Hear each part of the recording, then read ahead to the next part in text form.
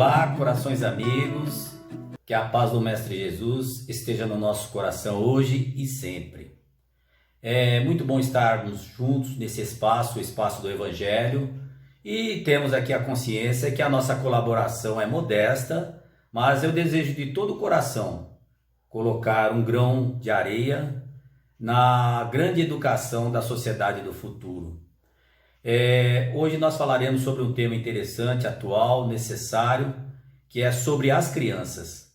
Quem são elas? Qual a utilidade da infância e qual o grau de responsabilidade dos que as têm sob a sua tutela? A paternidade é uma missão?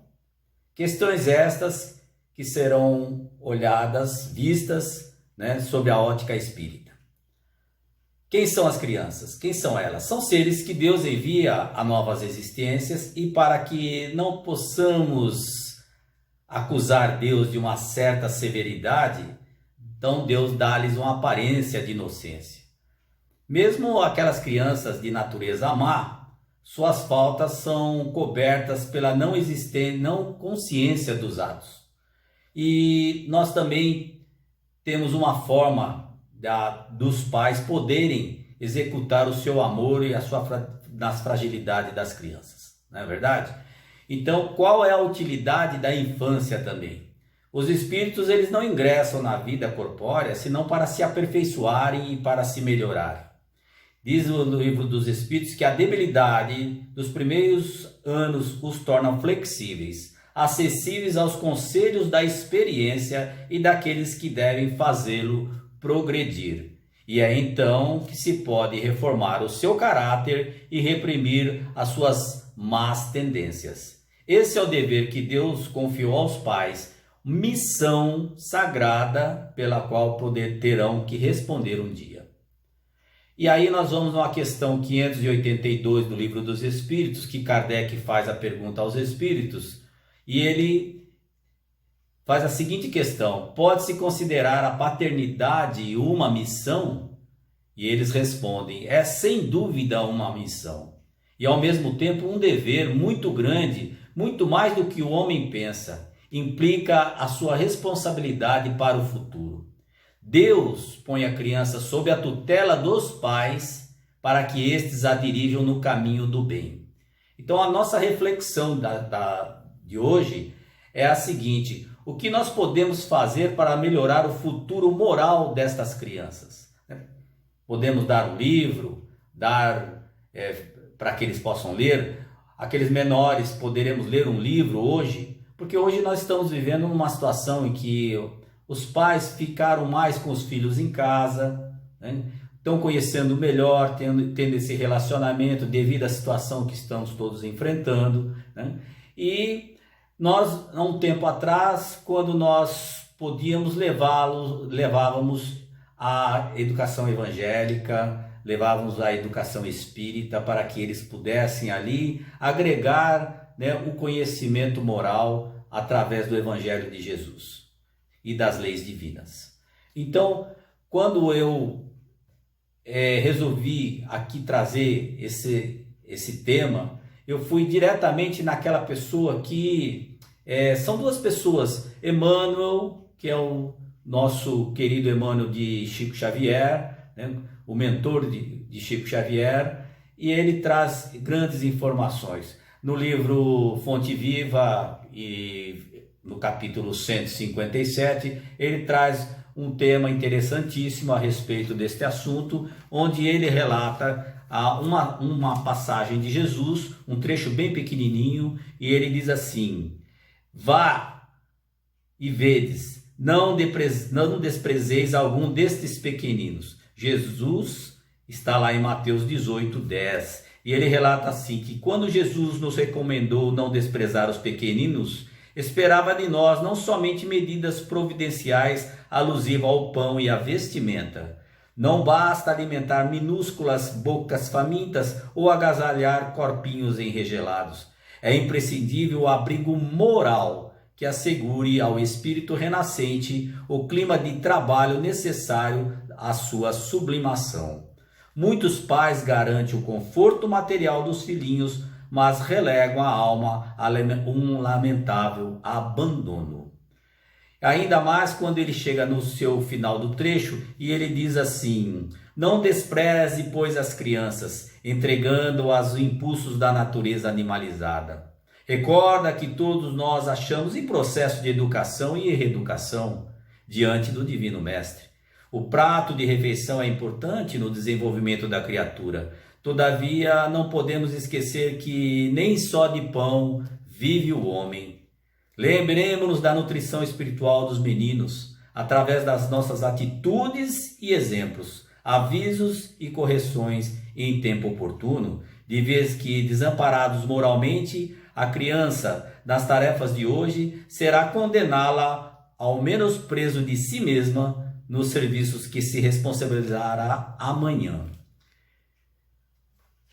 Mais um pouco adiante, nós encontramos também a querida Joana de Ângeles, mentora espiritual do nosso querido Divaldo, e no seu livro Adolescência e Vida, ela diz que o único antídoto, porém, ao mal que se agrava e se irradia em contágio pernicioso, o único antídoto é a educação.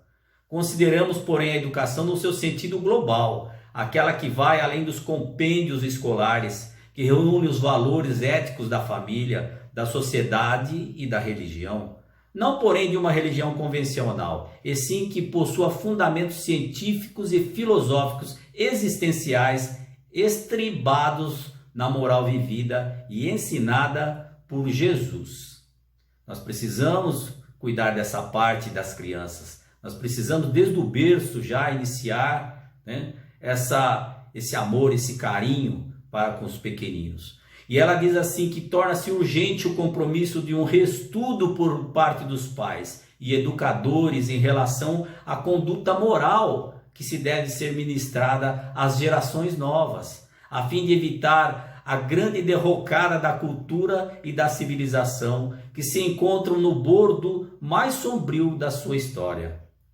Esse investimento, que não pode tardar, é de vital importância para a construção da nova humanidade, partindo da criança e do adolescente, antes que os comprometimentos de natureza moral negativa lhes estiolem os ideais de beleza e de significado que devem possuir em relação à vida.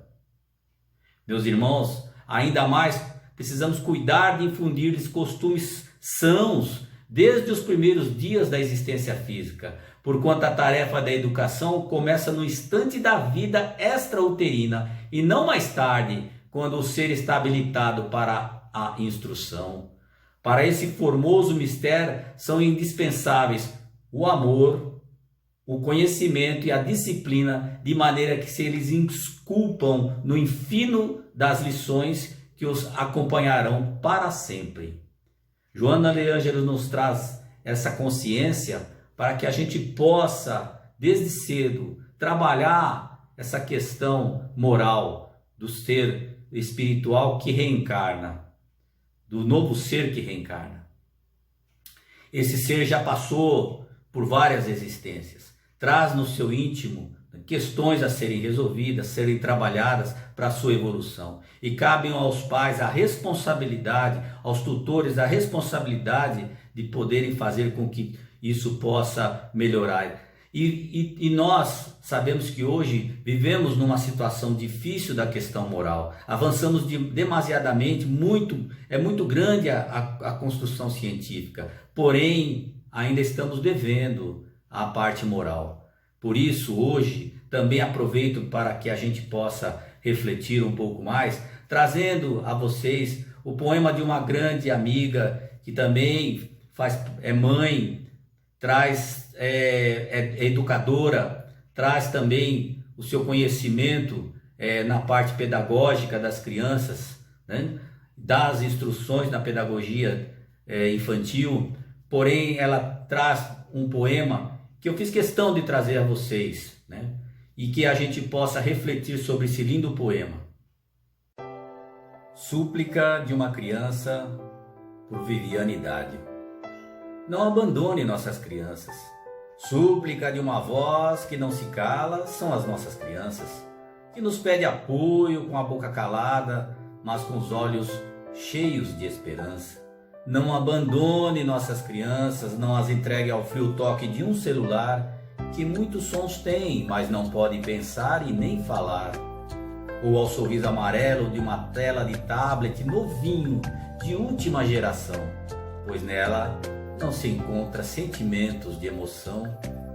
Não abandone nossas crianças, não as entregue ao vento, ao relento, a tantos filmes e jogos violentos. Não abandone nossas crianças, não lhe ofereça só o pão, mas também a mão ao som do seu coração. Não abandone nossas crianças, dê-lhes oportunidade de confiança e apresente-lhes a preciosa chance de crescer e florescer. Não abandone nossas crianças, fortaleça-as na certeza de que vieram para se aprimorar e ainda que não estejam prontas, sabemos que logo estará.